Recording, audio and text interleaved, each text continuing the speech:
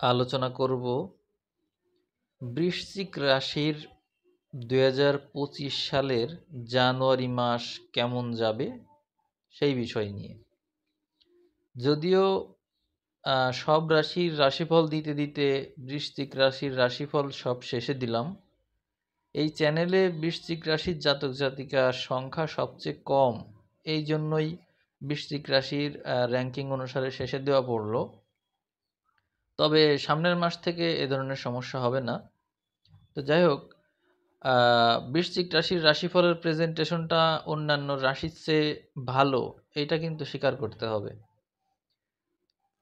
বৃশ্চিক রাশিতে যাদের জন্ম সময়ে রবি, চন্দ্র বা লগ্ন অবস্থান করছিল, তাদের রাশিফল কিন্তু আমার এই কথার সাথে মিলবে। আপনারা সবসময় একটা কথা মনে রাখবেন যে জন্ম সময়ে আপনাদের রাশি কোথায়, লগ্ন কোথায়, চন্দ্র কোথায়, রবি কোথায়, এই সমস্ত সব দেখে নেবেন। নিয়ে তারপর আপনারা রাশিফল মেলাবেন। রবি যেখানে থাকবে সেটা হবে রবি রাশি, চন্দ্র যেখানে থাকবে চন্দ্র রাশি, লগ্ন যেখানে থাকবে সেটা তো লগ্ন। তো এই তিনটা রাশির ফলাফল আপনারা মিলিয়ে নিয়ে আপনাদের রাশিফল হিসাব করবেন। শুধুমাত্র চন্দ্র কোথায় আছে এইটার উপর ভিত্তি করে আমরা রাশিফল আম, হিসাব করে থাকি, এই জিনিসটা কিন্তু আসলে ভুল। কারণ হচ্ছে শুধু চন্দ্র কোথায় আছে সেইটা দিয়ে যদি আপনি আপনার রাশিফল হিসাব করেন, এটা তো মিলবে না। জানি না যে এটা মানুষ কিভাবে আম, মানে এই পর্যন্ত বয়ে নিয়ে আসলো, কিন্তু আসলে তিনটার হিসাবটাই করতে হয়, না হলে মেলে না। তো যাই হোক, এখন এই বৃশ্চিকে আপনার রবি আছে নাকি চন্দ্র আছে নাকি লগ্ন আছে, এটা আপনি একটু খেয়াল করবেন, করে তারপরে হিসাব করবেন। বাকি দুটো কোথায় আছে সেটা নিয়ে একটু দেখে নেবেন। সবগুলোই দেওয়া হয়েছে একটু একটু করে। আর যদি ভালো লাগে রাশিফল তাহলে আপনারা কমেন্ট করবেন, তাহলে আমি ফেব্রুয়ারি রাশিফলও অতি দ্রুতই দিয়ে দেবো। আসুন শুরু করি। আমি এখানে প্রথমেই দেখতে পাচ্ছি যে এই সময়ে আপনি বৃশ্চিকের জাতক জাতিকা হওয়ার কারণে যে কোনো প্রকার রোগ ব্যাধি থেকে মুক্ত থাকবেন। এটা হচ্ছে আপনার সবচেয়ে বড় সুবিধা। কেন এরকম হবে? এর কারণ হচ্ছে আপনার সপ্তম ঘরে বৃহস্পতি রয়েছে। বৃহস্পতির একটা দৃষ্টি আপনি পাচ্ছেন, যার কারণে আপনার শরীর স্বাস্থ্যের উপর দিয়ে যত রকমের ঝড় যাক, আপনি সুস্থ থাকবেন। কিভাবে? মানে বিভিন্ন সমস্যাই বা আসবে কেন সেটা একটু বলি। দেখেন, আপনার চতুর্থ ঘরে শনি আছে। চতুর্থ ঘরে শনি থাকলে মানুষ মানসিকভাবে প্রচণ্ড পরিমাণে দুঃখ কষ্ট পায়। কারণ তার ভিতরে প্রেম ভাবটা, প্রেম ভালোবাসা অনেক বেশি থাকে। সে অনেক নরম স্বভাব হয়ে ওঠে তার ভিতরে। এখন অতি অল্পতেই সে কষ্ট পায়। দেখা যাচ্ছে পশু পাখির কষ্টতেও সে কষ্ট পাচ্ছে, যেন কষ্টটা তার হচ্ছে। এরকম হয়ে ওঠে সে। এতটাই নমনীয় এবং নরম স্বভাবের হয়, খুবই মানবিক হয়। তাহলে এখান থেকে বোঝা যাচ্ছে যে আপনার হৃদয়ের কষ্ট থাকবে, আপনার ভিতরে মানসিক কষ্ট থাকছে। পঞ্চম ভাবে রাহু থাকছে জানুয়ারি মাস জুড়ে, এবং এর আগেও রাহু ছিল, সামনের মাসেও থাকবে। তার মানে পঞ্চমে রাহু থাকলে মানুষের চিন্তা এত বেশি আহ, আহ, মানে সবসময় চলতে থাকে, এত বেশি হাইপার হয় যে সে সবসময় চিন্তা করতেই থাকে করতেই থাকে। তার মানে যেহেতু আপনি মানসিক কষ্ট পাবেন এবং চিন্তাটা চলতেই থাকবে, তার মানে আপনি কিন্তু দুশ্চিন্তাই করেন আর ভালো চিন্তাই করেন, যে চিন্তাই করেন, চিন্তা কিন্তু আপনার থামবে না, সবসময় আপনি চিন্তা করতেই থাকবেন। আর যদি কোনো নেগেটিভ চিন্তা করেন তাহলে তো আপনি ওই চিন্তা দ্বারা অসুস্থ হয়ে পড়বেন। আপনার এই লগ্নের উপর বৃহস্পতির দৃষ্টি থাকার কারণে আপনি কিন্তু এই সমস্ত সমস্যাকে আধ্যাত্মিক চেতনায় রূপান্তর করে নিতে পারবেন। অর্থাৎ আপনি যে কষ্টই পান, আলটিমেটলি আপনার ভিতরে নতুন নতুন জ্ঞান এবং চেতনা তৈরি হবে। এইদিকে আপনার লগ্নপতি যে মঙ্গল, সে কিন্তু দীর্ঘদিন ধরে নিঃস্বস্থ হয়ে আছে কর্কটে।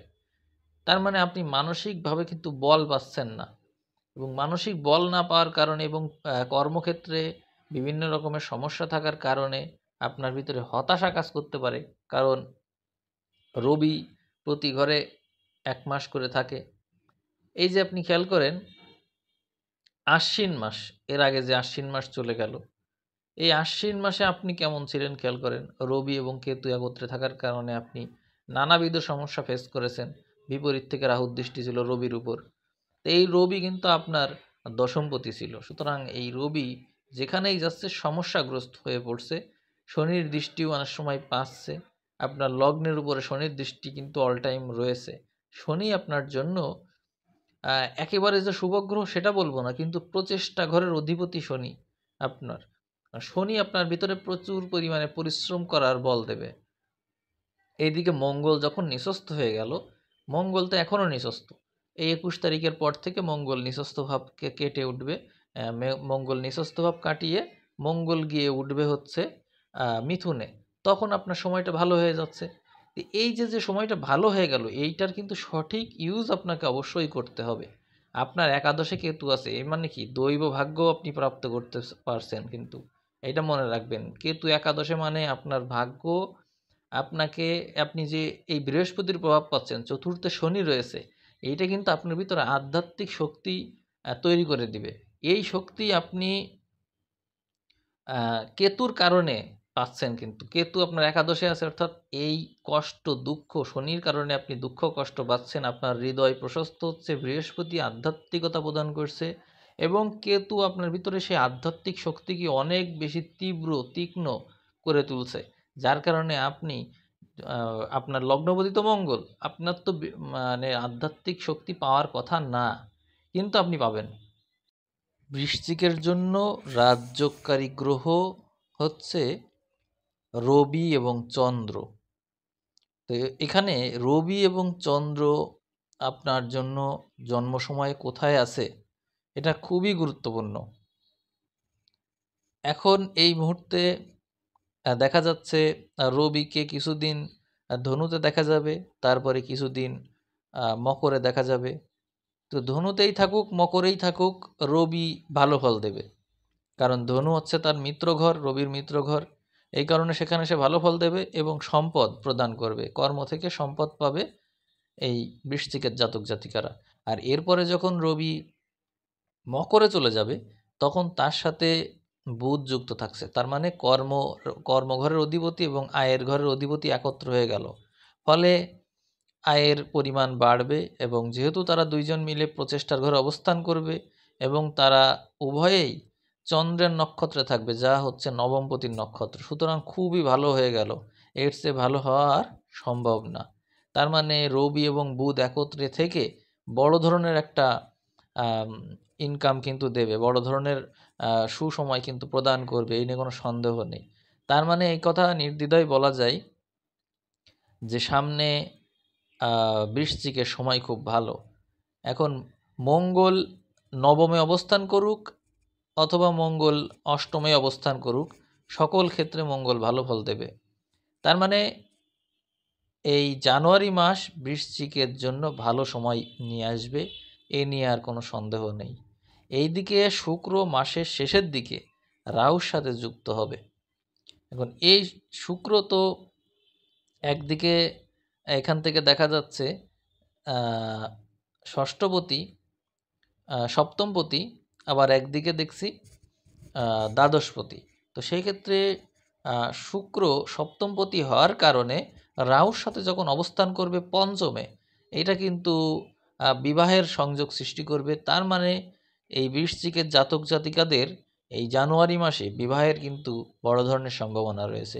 যারা বিশেষত রিলেশনে আছে বা কোনো বিয়ের জন্য পাত্রপাত্রী দেখার চেষ্টা চলছে, তাদের দেখা যাবে হঠাৎ করে কারোর সাথে প্রেম ভালোবাসা হয়ে যাবে বা যোগাযোগ হয়ে যাবে, যার কারণে অতি দ্রুত সেটা বিয়ের দিকে গড়াবে।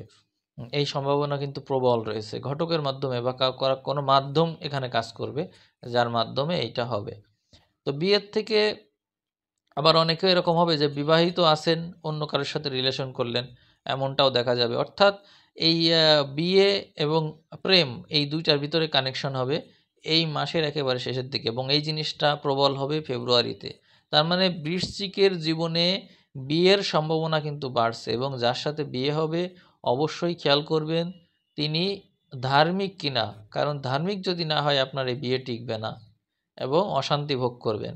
যেহেতু আপনার সপ্তম ঘরে বৃহস্পতি প্রবেশ করেছে, সুতরাং অবশ্যই জাতক জাতিকাদের ভিতরে ধর্ম থাকবে। এই ধর্ম যদি না থাকে, ধার্মিক মনা যদি না হয়, গোড়া ধার্মিক বা ধর্মগ্রন্থ মুখস্থ করে ফেলেছে, এই ধরনের মানুষের কথা কিন্তু আমি বলছি না। ধর্ম বলতে আমি বোঝাতে চাচ্ছি মানবিকতা। যার ভিতরে মানবিকতা আছে, যার ভিতরে আধ্যাত্মিকতা আছে, সেই হচ্ছে প্রকৃত ধার্মিক। এই এই গুণ তার ভিতরে আছে কিনা, এই গুণ যদি না থাকে তাহলে তার সাথে আপনার বিয়ে করে লাভ নেই, আপনার আরও অপেক্ষা করতে হবে। আমি বৃশ্চিকের জাতক জাতিকাদের বলবো যে আপনার গ্রহ নক্ষত্রের পজিশন ভালো আছে। এই শুধু জানুয়ারি না, ফেব্রুয়ারিতেও আপনার সময় ভালো। আপনারা ফেব্রুয়ারির রাশিফল তো সামনে পাবেনই, কিন্তু জানুয়ারি মাসটাকে কাজে লাগাতে হবে। এই মাসে আপনার একাদশে কেতু আছে, এ আপনাকে আধ্যাত্মিক পথ থেকে আয় রোজগার দিবে, আবার আধ্যাত্মিক পথ থেকে নানা রকম জ্ঞান উৎপন্ন হবে, সেইটা পাবেন। জীবনে নানা রকম কষ্ট যা কিছু পাচ্ছেন তার থেকে আপনার জ্ঞান লাভ হবে। এছাড়াও আপনার দেখা যাবে যে আপনার ভিতরে অন্যের জন্য ব্যয় করবেন এরকম একটা চিন্তা কাজ করবে, যে মানুষের জন্য কিছু করতে চাই, মানুষের জন্য খরচ করতে চাই, মানুষের জন্য ব্যয় করতে চাই। এই ইচ্ছা আপনার ভিতরে এই জানুয়ারিতে জন্ম নেবে। এছাড়াও আপনি বাড়ির জন্য খরচ করতে পারেন। আপনার যে বাড়ি আছে সেই বাড়িতে আপনি খরচ করতে পারেন। আপনি আপনার ভাই বোনের জন্য খরচ করতে পারেন। আপনি নিজের চেষ্টায় কোনো কিছু করতে চাচ্ছেন, তার জন্য আপনি খরচ করতে পারেন। এইভাবে আপনার খরচের পরিমাণটা বাড়বে। তবে আপনার এই খরচের কোনো হিসাব থাকবে না। কোথায় কত টাকা কী খরচ করলেন, এই হিসাব আপনি কখনোই রাখতে পারবেন না। কারণ হিসাব করে আপনি খরচ করবেন না। তা তা নেওয়ার পরে বিশ্লেষণ কি করবেন? এই ছাড়া বিয়ের ক্ষেত্র বললাম। আ আর যদি আয়ুর বিষয়টা বলি, উম এই মাসের ২০ তারিখের পরে মঙ্গল যেহেতু আপনার অষ্টমে প্রবেশ করবে, সুতরাং লগ্নপতি হিসেবে আপনার জন্য কিন্তু একটু বিপদ-আপদের পরিমাণটা বাড়তে পারে। তা আমি আপনাকে পরামর্শ দেব যে আপনি কাজ করার সময় একটু সাবধানে কাজ করবেন। এইটা আ একটু সাবধানে করা দরকার। এবং আরেকটা বিষয়, যে আপনার বিপদ-আপদ যদি হয়, সেটা সাধারণত আ কোনো আ নারীর দ্বারা হওয়ার সম্ভাবনা একটু বেশি থাকবে। এইজন্য মানে নারীর দ্বারা বলছি কেন? নারীর দ্বারা বলাও ঠিক না। বলতে হবে যে বিপরীত লিঙ্গের দ্বারা। আপনি যদি নারী হন তাহলে পুরুষের দ্বারা, আপনি যদি পুরুষ হন তাহলে নারীর দ্বারা। এই সময়ে এরকম একটা ক্ষয়ক্ষতির সম্ভাবনা থাকবে। তো আপনি বিপদের ঘরে অবস্থান করার কারণে আপনি বিপরীত লিঙ্গ থেকে সাবধানে থাকবেন। সাবধানে বলতে এভয়েড করা না, সতর্ক থাকা। এইভাবে এগিয়ে যাবেন কর্মক্ষেত্রে।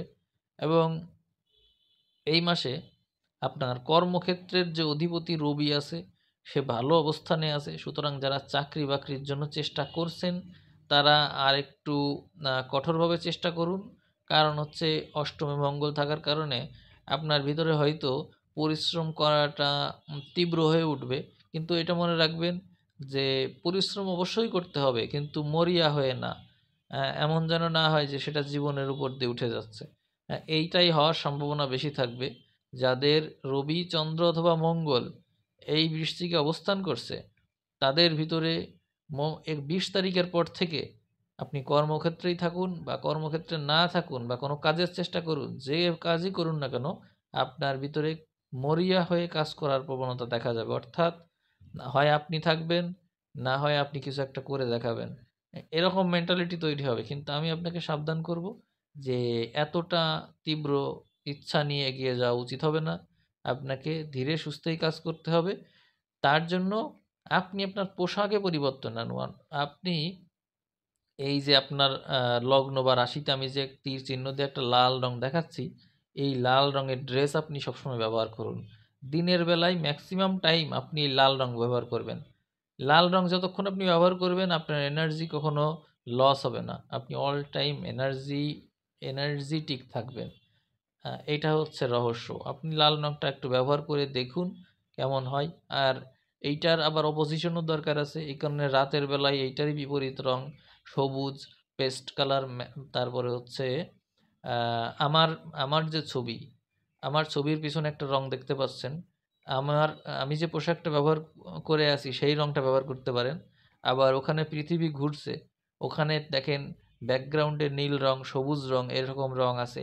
আপনি এই রঙগুলো ব্যবহার করতে পারেন ঘুমানোর জন্য।